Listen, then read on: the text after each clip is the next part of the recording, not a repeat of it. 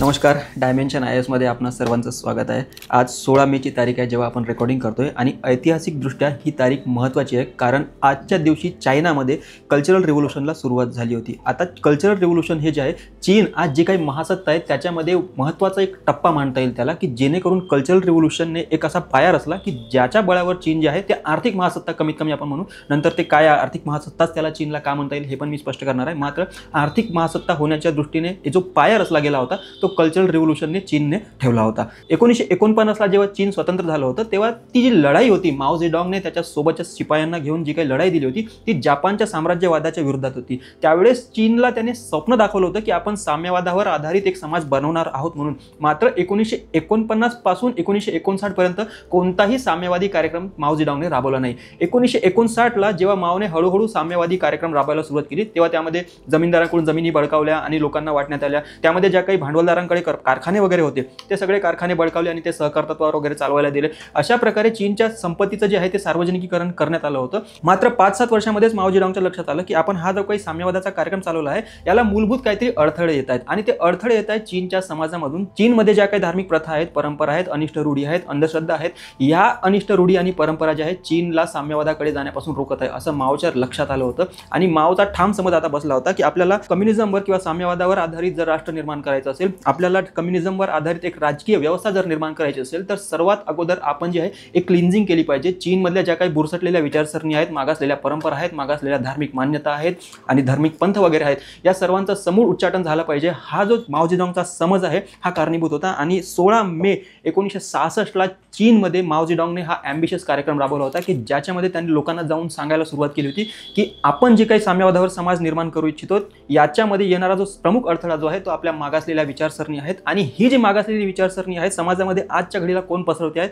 तर ही तीच लोक आहेत जी जपानच्या विरोधामध्ये माझ्या खांद्याला खांदा लावून लढत होती, रेड सॅल्यूट, लाल सलामच्या घोषणा देत होती। मात्र साम्यवादावर समाज निर्माण करत असताना ही लोक अडथळा बनलेली कारण यांची बेसिक विचारसरणी जी आहे ती मागासलेली आहे, बुरसटलेली आहे। आणि मी जे काही रिफॉर्म्स आणू पाहतोय, मी काही सुधारणा आणू पाहतोय त्याला ह्या ज्या विचारसरणी आहेत ह्या मागे खेचू पाहत आहेत। मात्र ही जी काही लोक आहेत ज्यांना साम्यवादाचा विचार मनातून अजून पटलेला नाहीये, मात्र बाहेर बोलत असताना ते सार्वजनिकरित्या साम्यवादावर बोलत असतात, अशी जी लोक आहेत त्यांना शोधून काढायचं आणि आपण मारलं पाहिजे हा विचार माओ झेडॉंगने नवीन पोरांच्या मनामध्ये टाकायला सुरुवात केली होती। आणि ही जी नवीन पोरं होती यांनी जे चीनचा मोठा संघर्ष आहे तो बघितला नव्हता। ते अलीकडे जन्माला आली होती, शाळेमधली आणि कॉलेजमधली ती मुलं होती। तर अशा पद्धतीने या मुलांचा एवढा ब्रेन वॉश करण्यात आला, गावखेड्यामध्ये जाऊन जिल्हा पातळीवर आणि प्रोव्हिन्शियल लेवलवर जाऊन माओ झेडॉंगने असा हा ॲम्बिशियस कार्यक्रम राबवला ज्याच्यामध्ये मुलांनी स्वतः आपल्या आई वडिलांची हत्या केलेली आहे कारण आई वडिलांची जी विचारसरणी आहे, ज्या परंपरा आहेत त्या मुलांना मान्य नव्हत्या आणि त्यांना वाटत होतं की आपल्याला मागे घेऊन जात आहेत, साम्यवादावर पुढे वाटचाल करू देत नाहीये। युनिव्हर्सिटीमधल्या कॉलेजमधल्या विद्यार्थ्यांनी आपल्या शिक्षकांची हत्या केली, समाजामधले जे कोणी धर्मगुरू आहेत त्यांची हत्या करायला सुरुवात केली होती।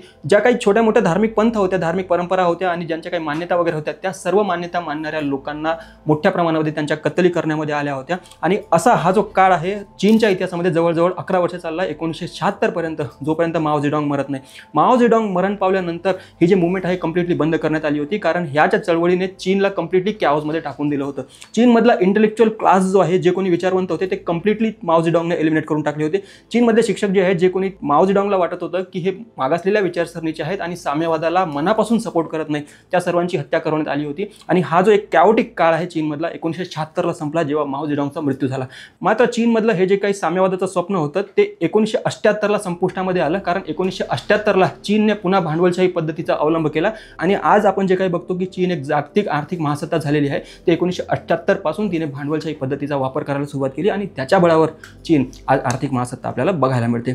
माओने जे काही कल्चरल रिव्होल्यूशन करून चीनमधल्या अनिष्ट रूढी, परंपरा आणि मान्यता वगैरे संपवल्या होत्या त्याच्या बळावर 1978 ला पुन्हा नव्या चीनची उभारणी करण्यामध्ये आली होती। मात्र ह्याच्याच सोबत 1947 ला जेव्हा आपला भारत स्वतंत्र झाला होता तेव्हा आपले जे संविधान निर्माते होते त्यांनी एक दूरगामीपणा दाखवला होता।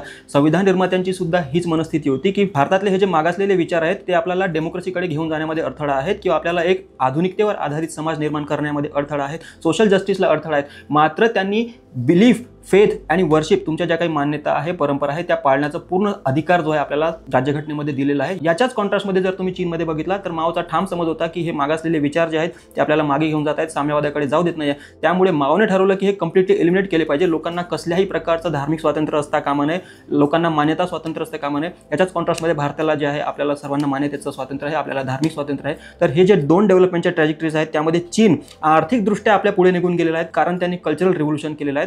त्याच तुलनेमध्ये तुलनेमध्ये भारत जे आहे पॉलिटिकली सोशली अधिक ॲडव्हान्स झालेला आहे. इकॉनॉमिकली जरी आपण चीनपेक्षा बॅकवर्ड असलो तरी ॲज अन इंडिव्हिज्युअल म्हणून एक भारतीय म्हणून आपली प्रत्येकाची ओळख जपण्याचा आपल्याला अधिकार जो आहे आपल्या संविधान निर्मात्याने दिलेला आहे and we should be proud of it. So that's all about comparison of Indian trajectory and Chinese trajectory. Stay tune for more updates. Thank you.